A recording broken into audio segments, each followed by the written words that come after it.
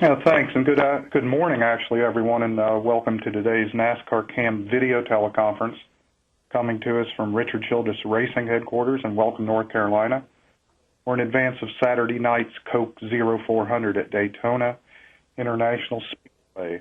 That's the second race in the Race to the Chase, which is the 10 races which precede the chase for the NASCAR Sprint Cup. Our guest today, the current series point leader, Kevin Harvick, driver number 29 Shell Pennzoil Chevrolet for Richard Childress Racing.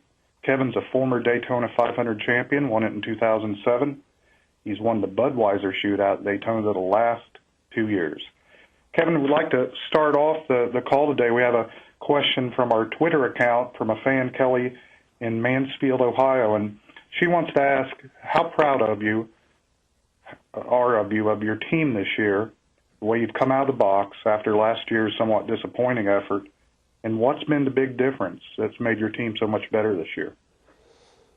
Well, I think it'd be we'd have to sit here for a while to tell you everything that we changed to make everything better. But in the end, I think it's awesome to see the 180-degree turn that the whole organization has taken, and that credit has to go to Richard for making the management changes and the structure changes throughout the organization to use the tools that we have correctly, and he kind of stepped back and really just letting everybody do their jobs, letting Scott Miller and Kent Day and all the crew chiefs really work on the competition side of it and do what they need to do from a daily standpoint, and giving us the money and the resources to do that. So really it's just Richard making the key moves towards the end of last year to get everybody headed in the right direction. All right, thanks for that opener, and there you go, Kelly and Mansfield. There's your answer, and we'll go to the media now for questions for today's NASCAR Cam guest, Kevin Harvick. Thank you. The floor is now open for questions. If you do have a question, please press star 1 on your telephone keypad at this time. If you're using a speakerphone, we ask that while posing your question, you pick up your handset to provide favorable sound quality. If at any time your question has been answered, you can remove yourself from the queue by pressing 1. Again, ladies and gentlemen, if you do have a question, please press star 1 on your telephone keypad at this time. Please hold while we poll for questions.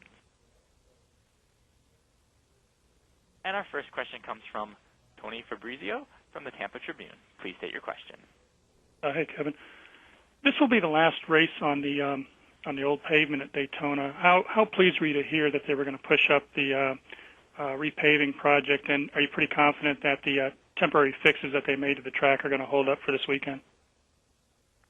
Well, in all honesty, I wasn't real pleased at all to hear that the racetrack was going to have to be repaved, but time is just taking its toll on the racetrack, and some things you just have to do. I don't think anybody would repave the racetrack if it just absolutely didn't have to be done. So, I feel pretty confident from everything that everybody said from the racetrack that the repairs are good, and have tested the Nationwide car there, with the new patch and everything in the corner, and it couldn't even tell it was there. So they did a good job with that.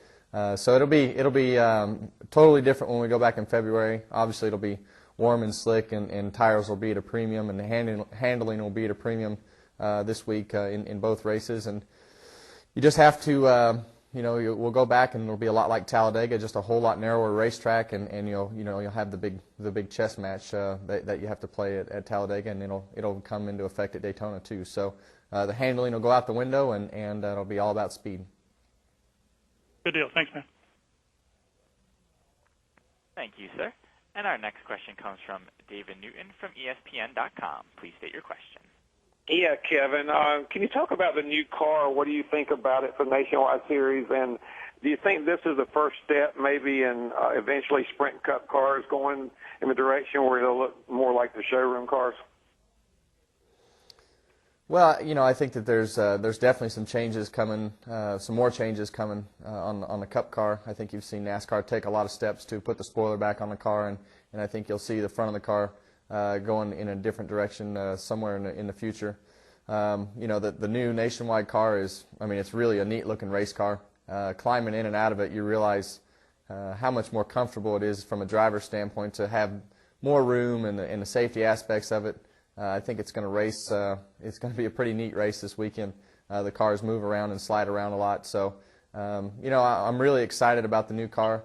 The best part about it is that 18 car won't have those cars to race anymore. So hopefully hopefully we can close that competition gap on the nationwide side and close that up a little bit.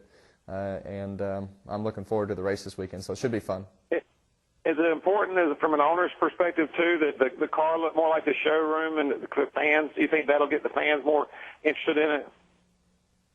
Yeah, well, I think it's awesome that the cars look more like the showroom cars. All the cars look pretty sporty, and I think anytime we can involve the manufacturers more and give them more of an identity on the racetrack, it's going to be better for the manufacturers, it's going to be better for the race fans, and in the end, it's better for everybody. So I think everybody's going to be really pleased with the way that the cars turned out, and I think the race is going to be good as well. Thanks a lot. Thank you, sir. And once again, ladies and gentlemen, if you do have a question, please press star 1 on your telephone keypad now.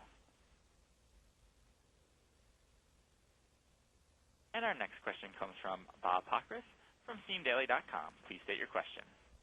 Yeah, Kevin. In the trucks, you've built a lot of trucks and do a lot of selling of them. Ron always talks about having a new truck every couple of weeks. I was wondering, do you plan on doing the same thing on the nationwide side? Well, right now it's just a matter of getting our own stuff built right offhand.